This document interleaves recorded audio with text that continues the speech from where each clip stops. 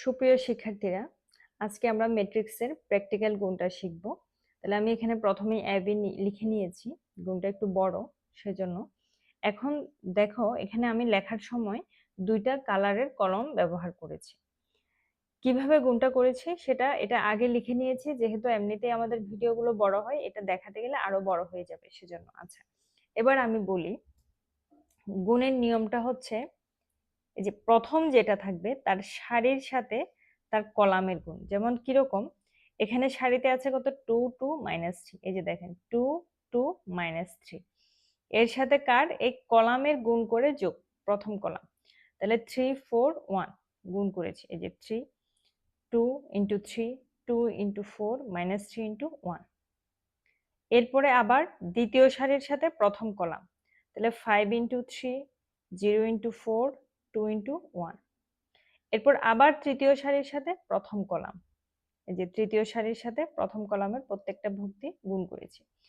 তাহলে আমাদের প্রথম কলামের কাজ এখানে শেষ, আমরা এটা লেখার পরে। এরপর আমরা যাব দ্বিতীয় কলামে।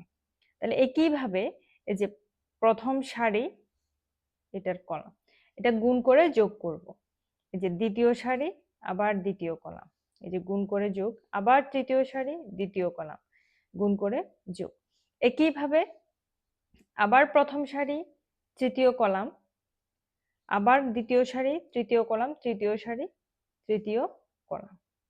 তাহলে আমি যদি আবারও একবার বলি, প্রথমে প্রথম সারির সাথে প্রথম কলামের গুণ করে যোগ, দ্বিতীয় সারির সাথে প্রথম কলামের গুণ করে যোগ, তৃতীয় সারির সাথে প্রথম কলামের গুণ করে যোগ। এটা কোথায়? পুরোটা এখানে। আমি ভিন্ন কালার দিয়ে যেটা লিখেছি সেটা হচ্ছে এই যে এইখানের কলামটা, এই যে 3 3 3, এই যে 4, এই যে 1। এরপরে দ্বিতীয় কলামের যখন গুণ করবেন তখন সেটা পুরোটা দ্বিতীয় column.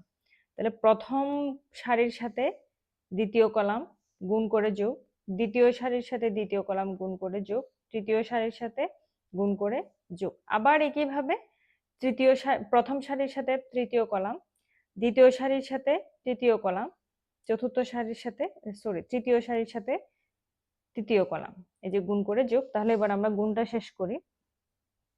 6 plus 8 minus 3, 15 plus 0 plus 2, 6 minus 4 plus 1, minus 2 plus 4 minus 9, minus 5, 0, minus 6, minus 2, minus 2, minus 3।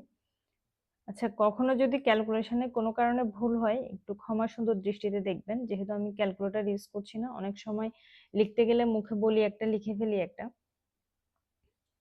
অনেক সময় এরকম ভুল হতে পারে, একটু আপনারা সংশোধন করে নেবেন তখন।